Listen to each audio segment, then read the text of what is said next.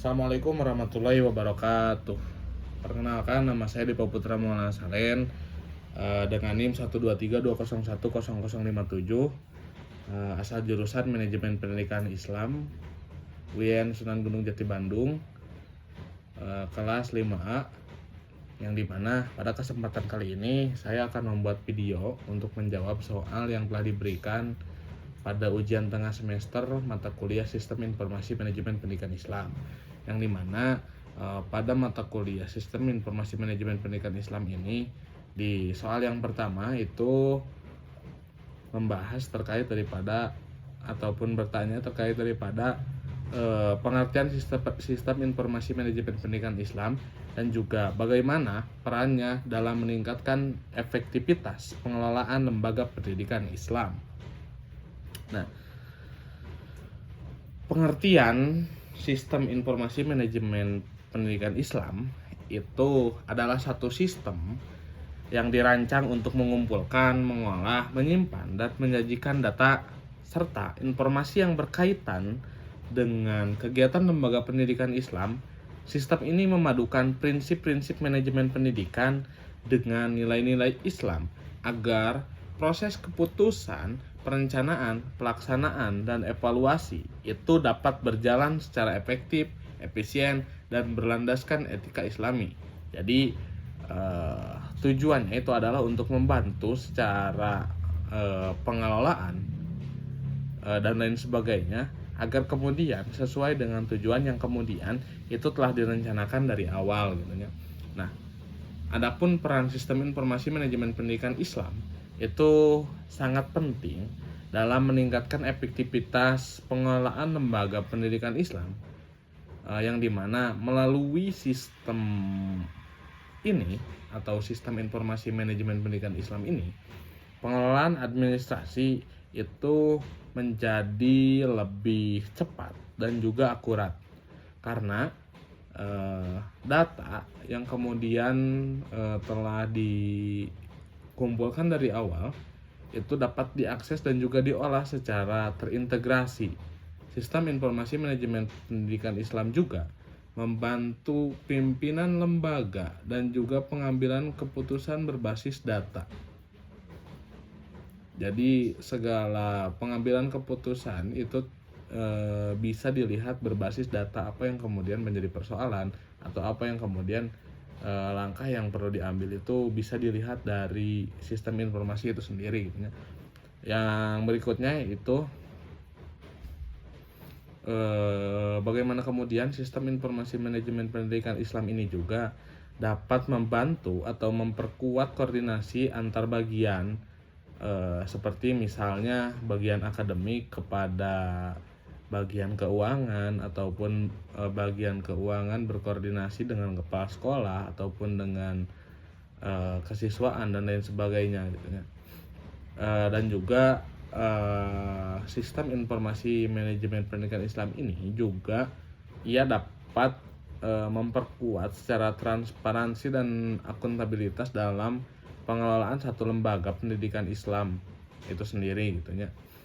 Selain itu juga peran sistem informasi pendidikan Islam juga mendukung ataupun membantu terciptanya tata kelola pendidikan Islam yang profesional, efisien, dan sesuai dengan tuntutan di era digital atau di tuntutan zaman pada zaman sekarang gitu ya, tanpa menghilangkan nilai-nilai keislaman yang kemudian itu menjadi dasar dari lembaga pendidikan Islam tersebut.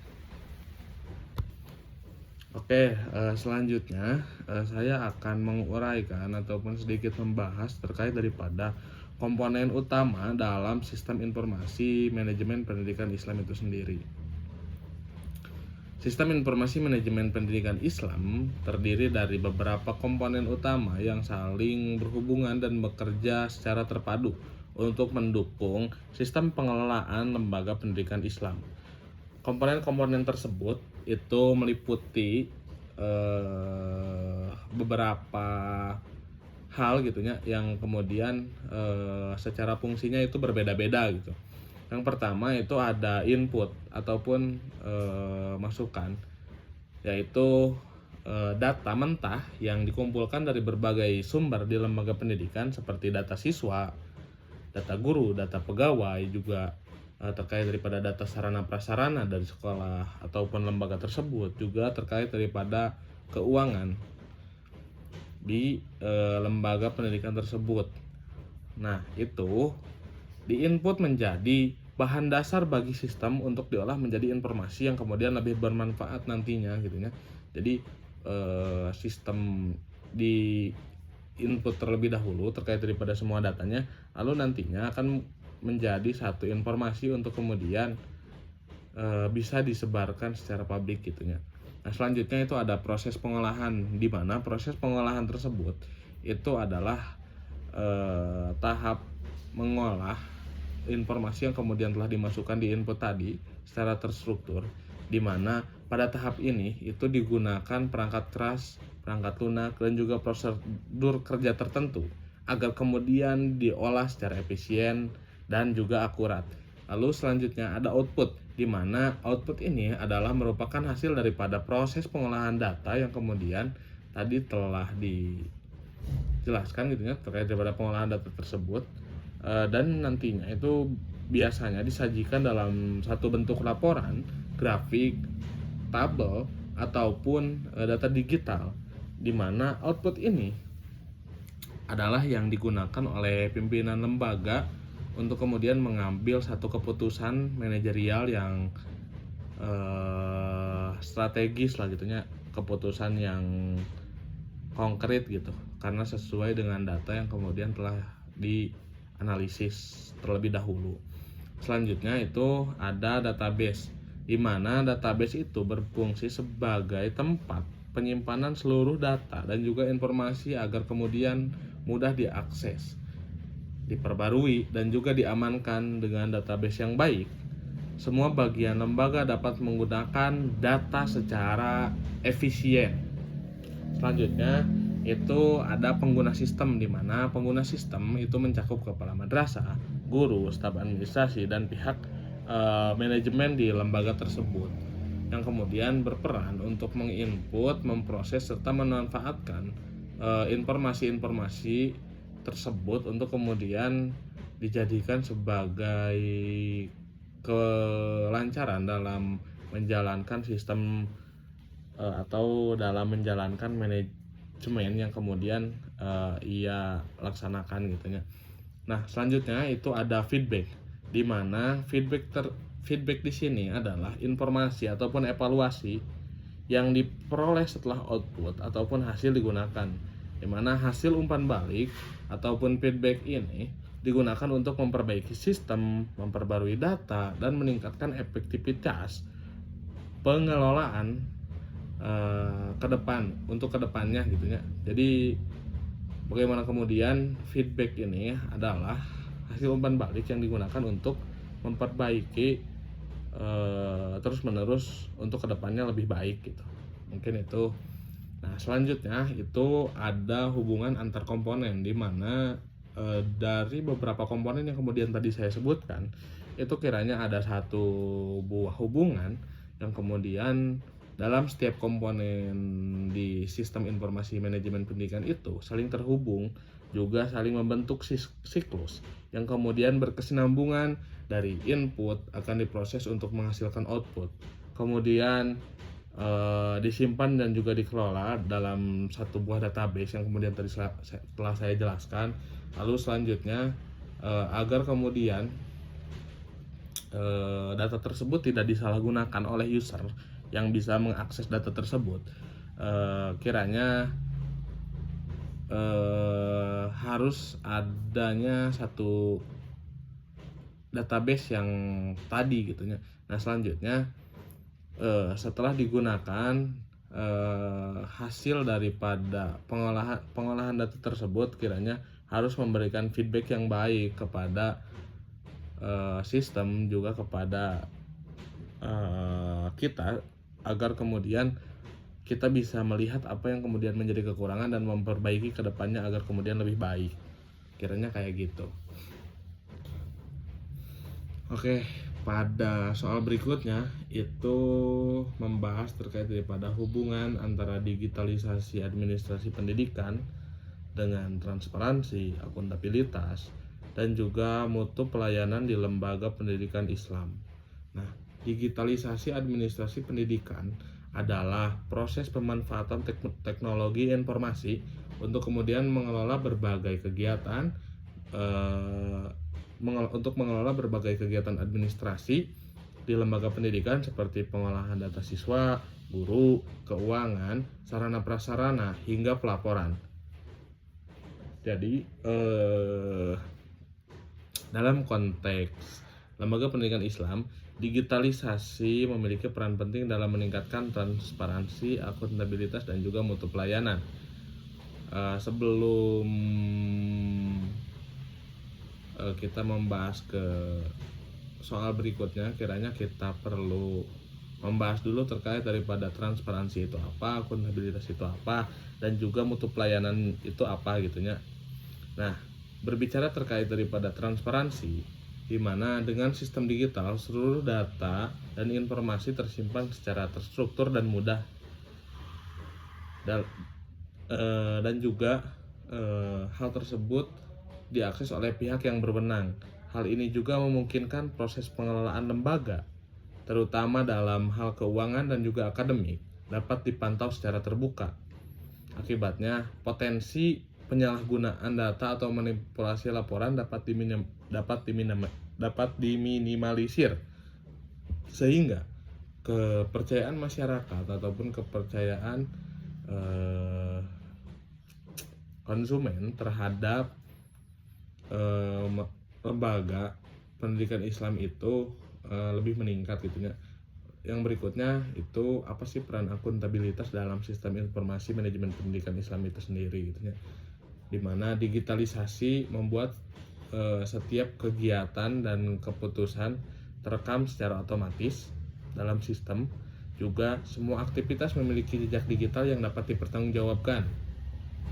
Hal ini juga memudahkan lembaga dalam menyusun laporan, audit internal, dan pertanggungjawaban kepada pihak eksternal seperti yayasan, pemerintah, maupun masyarakat gitu ya. Karena memang segala hal yang kemudian kita lakukan itu kiranya dapat terekam dan juga ada bahasa jejak digital yang kemudian susah untuk dihilangkan. Nah, selanjutnya itu ada mutu pelayanan, di mana dalam arus digitalisasi atau dalam perkembangan global, kiranya dengan sistem yang terkomputerisasi, pelayanan kepada siswa, guru, orang tua menjadi lebih cepat, efisien, dan juga lebih tepat waktu. Contohnya, pada pendaftaran siswa baru, pencatatan nilai, absensi, hingga pembayaran dapat dilakukan secara online. Kalau misalnya pada persoalan pembayaran biasanya dapat dilaksanakan dengan transfer atau bisa lebih cepat lagi dengan QR gitu ya. Hal ini juga itu menjadi satu upaya untuk kemudian meningkatkan kepuasan pengguna layanan ataupun pengguna sistem tersebut. Juga hal tersebut itu mendukung efektivitas kinerja lembaga pendidikan Islam itu sendiri. Oke, pada soal berikutnya itu ada studi kasus di mana ada satu madrasah yang kemudian masih menggunakan sistem pencatatan, sistem pendataan itu secara manual gitu ya, secara pencatatan oleh si tenaga kependidikan di madrasah tersebut gitu ya. Namun kiranya untuk kemudian kita memberikan satu solusi ataupun langkah-langkah bagi pengembangan dan juga implementasi untuk kemudian membantu madrasah tersebut agar kemudian madrasah tersebut kiranya menggunakan sistem informasi yang kemudian telah didigitalisasi juga dikomputerisasi, sebagaimana kemudian lembaga-lembaga ataupun sekolah-sekolah pada zaman sekarang, karena memang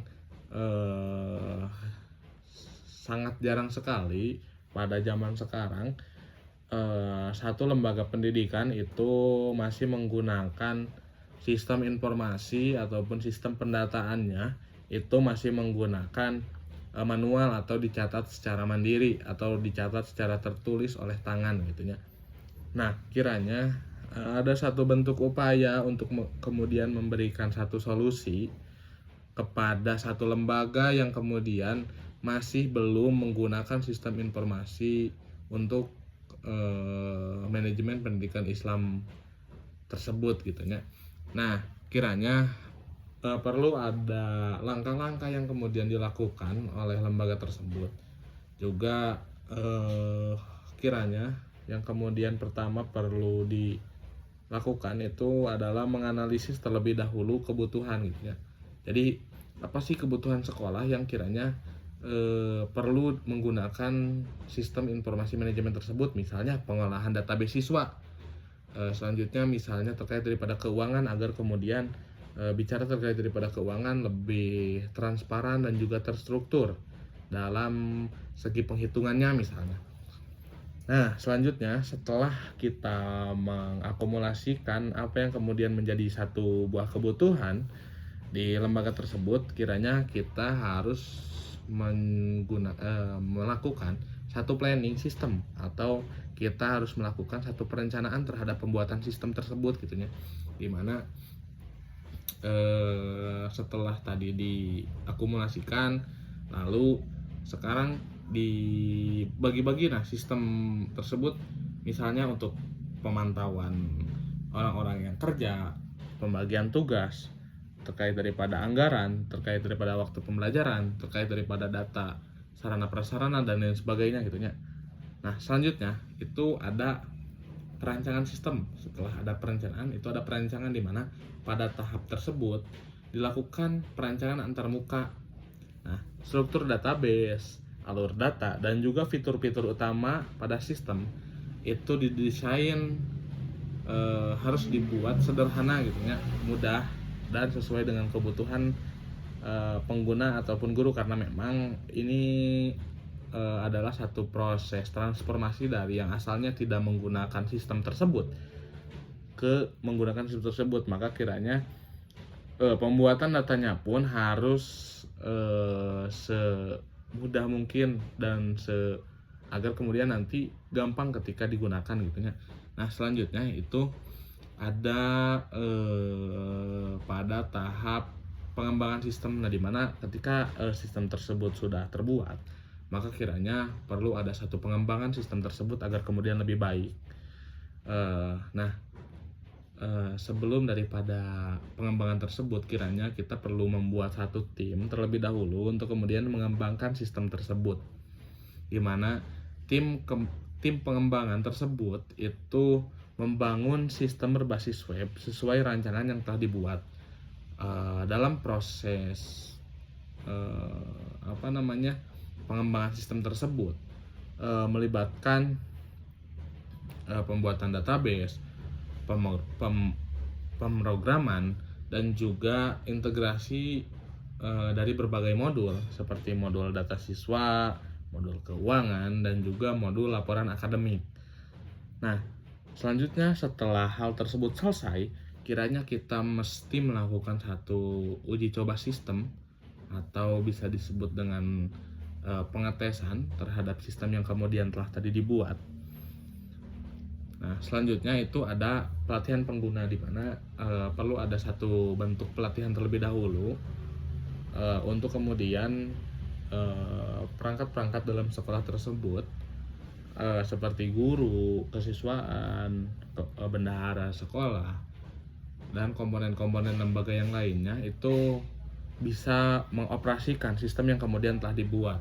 Nah, setelah kemudian semuanya bisa mengakses, semuanya bisa menggunakan, dan juga secara sistemnya pun sudah bisa digunakan, kiranya kita mesti mencoba ataupun mengimplementasikan apa yang kemudian kita telah buat tadi gitu ya. Nah, sistem tersebut tuh mulai dicoba diterapkan dalam sekolah tersebut. Misalnya pertama keuangan sekolah tersebut misalnya sudah ada pada website ataupun terkait daripada keuangan tersebut sudah dapat diakses oleh misalnya guru-guru yang lain dan juga orang tua. Nah, selanjutnya terkait daripada data beasiswa itu sudah menggunakan online seperti misalnya dalam absensi dan lain sebagainya gitu ya.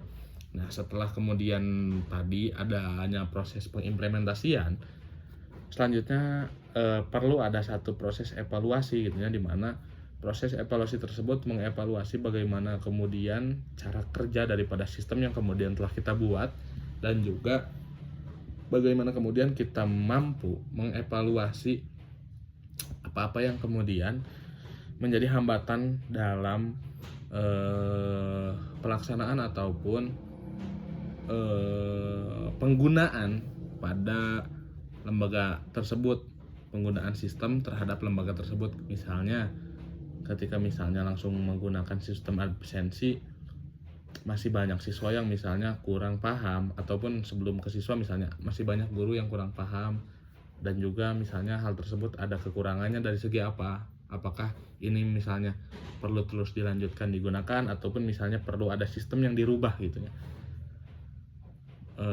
Kiranya kayak gitunya terkait daripada solusi untuk kemudian membuat satu sistem informasi manajemen pendidikan Islam pada madrasah yang kemudian belum menggunakan sistem informasi manajemen pendidikan Islam berbasis digitalisasi dan juga teknologi.